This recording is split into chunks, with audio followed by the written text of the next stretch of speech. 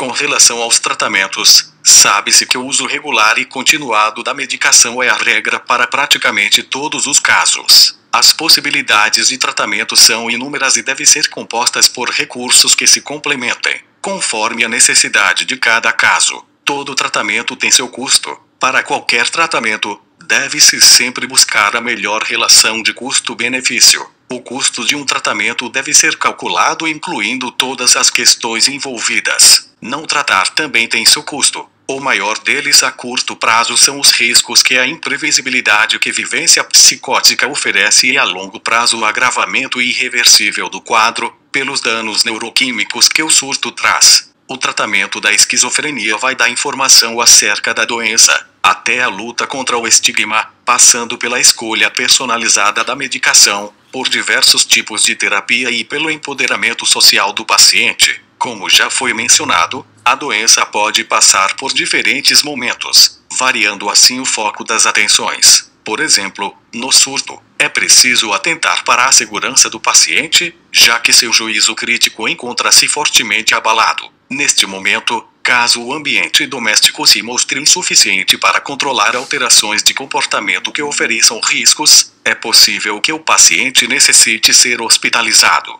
A ocorrência de surtos de forma frequente, em geral, está relacionada à não adesão à medicação ou ao uso de drogas. Já na fase de manutenção, o desenvolvimento de habilidades sociais e laborais se sobrepõe.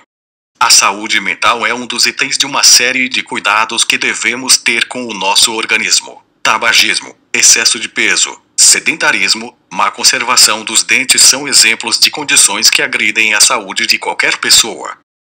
O papel que os medicamentos têm no tratamento dos pacientes com esquizofrenia pode ser resumido pelo gráfico acima.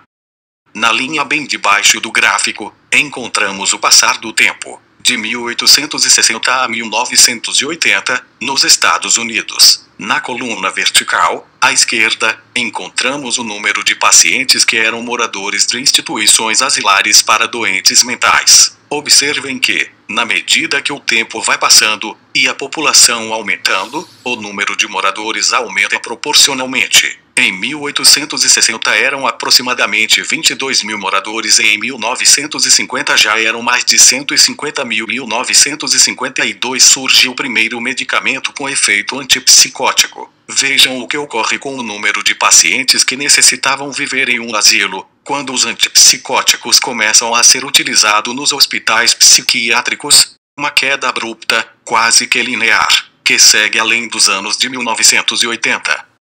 Foram os medicamentos que possibilitaram que os pacientes psicóticos pudessem retornar ao convívio social e familiar. Vamos falar um pouco sobre o que acontece na química do cérebro na esquizofrenia.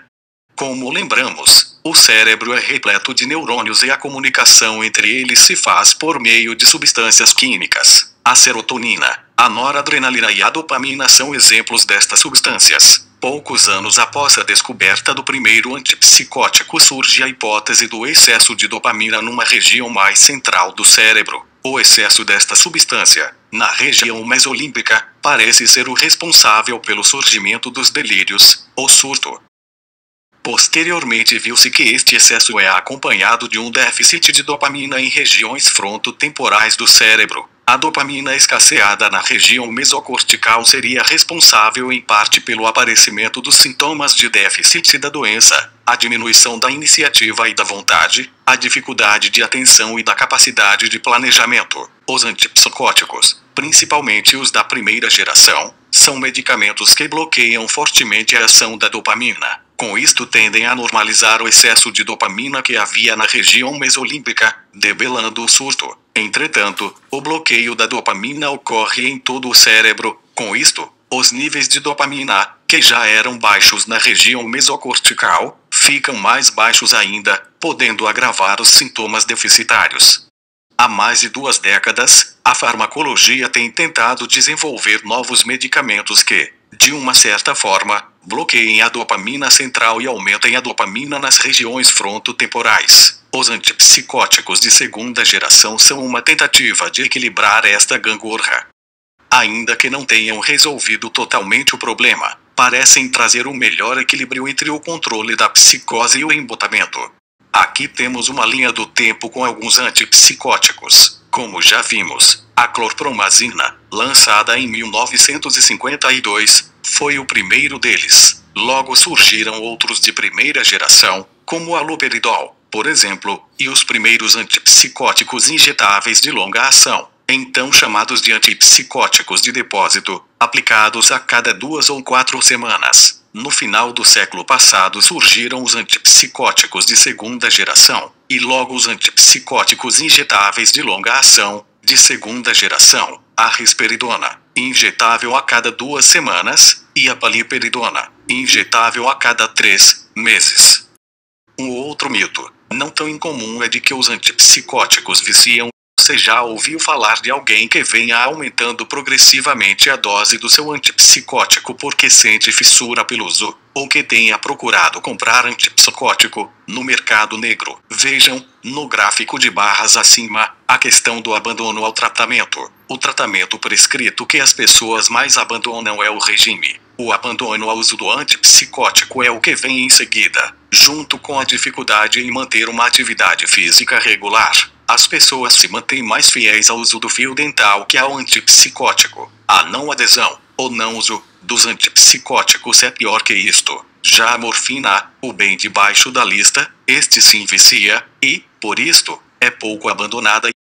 A questão anterior nos remete a um outro mito, o de que todo paciente toma seus remédios, conforme lhe foi prescrito. Em um estudo, 3 meses após o início de um tratamento, fizeram a seguinte pergunta: quantos pacientes estavam tomando no mínimo 70% do que lhe havia sido prescrito? Quando perguntaram aos psiquiatras, eles responderam que 95% de seus pacientes mantinham no mínimo este nível de adesão. Quando perguntaram aos próprios pacientes, 67% deles respondeu que mantinha este mínimo de adesão. Quando foram conferir com a contagem que um chip colocado na tampa do frasco do remédio fazia, do número de vezes que ele era aberto e fechado, viu-se que o número de pacientes que tomavam o mínimo de 70% do prescrito era de apenas 38%, ou seja, quase 2/3 dos pacientes não tomam corretamente a medicação. Isto, principalmente, porque não se vêem doentes, ou porque o tratamento que lhe foi oferecido pode não estar sendo eficaz, ou porque tem muitos efeitos colaterais, ou ainda, porque não tem um bom apoio da equipe de saúde ou da família, etc. A importância de não tomar corretamente a medicação é que o abandono do tratamento, ou mesmo a falha no uso do remédio, está diretamente relacionada às recaídas, a novos surtos, e estas às rehospitalizações. E quanto mais surtos, pior o prognóstico. O gráfico acima nos traz 2 informações interessantes. Na coluna à esquerda temos o número de dias que os pacientes necessitaram para ter uma melhora razoável e poder sair do hospital. A primeira coisa interessante de se observar neste gráfico é comparar o grupo de pacientes que fazia o tratamento de manutenção com comprimidos de farinha, placebo, com o grupo da direita, aqueles que faziam o tratamento de manutenção com medicamento de verdade. Observem os retângulos azuis, aqueles que haviam tido apenas um surto. O grupo do placebo demorou em média 61 dias para ter condições de voltar para casa. Aqueles que tomavam antipsicótico, os azuis bem da direita, tardaram menos da metade do tempo para melhorar,